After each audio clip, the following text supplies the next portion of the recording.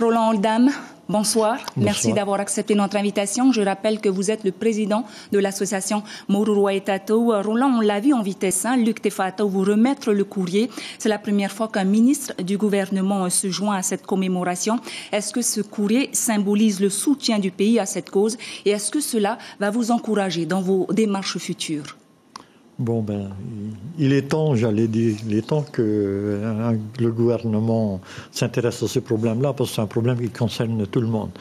Oui, peut-être c'est une bonne augure, mais en ce qui nous concerne, nous voulons des calendriers bien clairs, parce que le temps est court, les anciens travailleurs meurent chaque jour, et en dehors des anciens travailleurs, il y a des gens qui sont très malades, donc pour nous c'est une urgence. Par rapport à la loi Morin ou par rapport à d'autres dossiers, nous allons envoyer un courrier au président du gouvernement en répondant positivement à son courrier et le rencontrer, mais avec des calendriers bien précis. Qu'est-ce que ça vous a fait, la présence d'un membre du gouvernement aujourd'hui? Est-ce que vous êtes satisfait? Est-ce que vous êtes Bon, je content? pense que nous avons toujours dit que ce combat-là, c'est pas simplement le combat de Moruroa et Tatou, ça n'appartient pas à une église, c'est un combat qui appartient à tout ce peuple.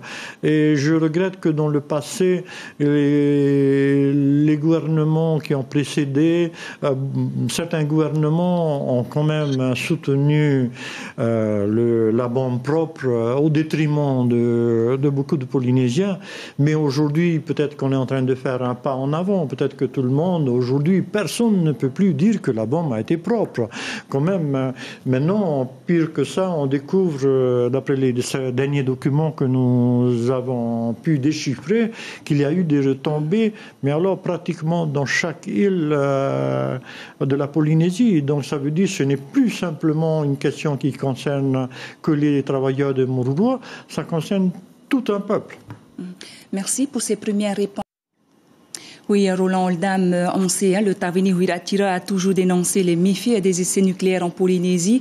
Le synode, lors du synode, l'église protestante Mahui a aussi pris position sur ce sujet. Est-ce que cela vous encourage dans votre combat? Bon, ça nous encourage. Maintenant, il y a eu des annonces qui ont été faites. Maintenant, il faut que le dossier avance. Il faut que la plainte soit déposée. Il faut que quelqu'un prépare la plainte. Il faut que ça soit fait dans les plus brefs délais. Le Tavini Huiratira sillonne la Polynésie afin de récolter le maximum de signatures. Qu'est-ce que vous en pensez? Ben oui, pourquoi pas. Hein. Il faut que le peuple fasse participer le peuple. Là, le peuple comment dirais-je, s'ils sont d'accord, on peut signer. Si on n'est pas d'accord, tant pis. Ça va être. On demande au moins au peuple son avis. C'est bon, c'est bien. On a entendu la représentante haïtienne tantôt, et là dans le reportage, cette bénévole de l'association 193, peu de choses ont avancé au niveau des maladies reconnues par l'État français. Vous confirmez?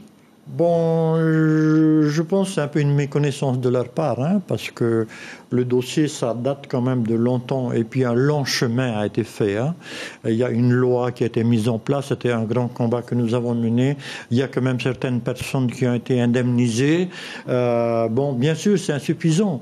Maintenant, ils arrivent, tant mieux, et puis on compte sur eux pour aller plus vite dans ce combat-là. On compte sur tout le monde. Moi, je dis que ce combat-là, c'est pas une question de compétition entre les uns et les autres. Pas du tout. On doit être ensemble, on doit mener ce combat-là.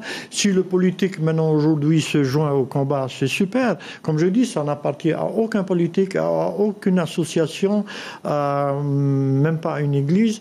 Mais il faut reconnaître ceux qui ont travaillé. Par exemple, on va parler de John ou alors de Bruno Barrio.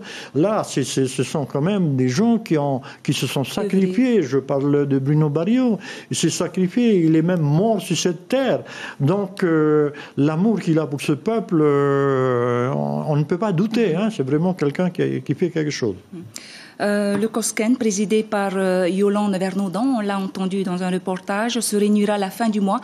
3 thèmes seront abordés, dont celui portant sur l'officialisation de la date du 2 juillet d'aujourd'hui. Vous êtes satisfait? Moi, je pense qu'il y a plus important. Hein. C'est bien là quand on reconnaît le 2 juillet. Mais je pense que c'est le contenu. Le COSCEN, c'est le contenu. C'est-à-dire, le 2 juillet, bravo, quand finalement on reconnaît depuis que nous avons parlé du 2 juillet. Mais il y a des dossiers très importants. Il y a les maladies qui touchent la 3e génération.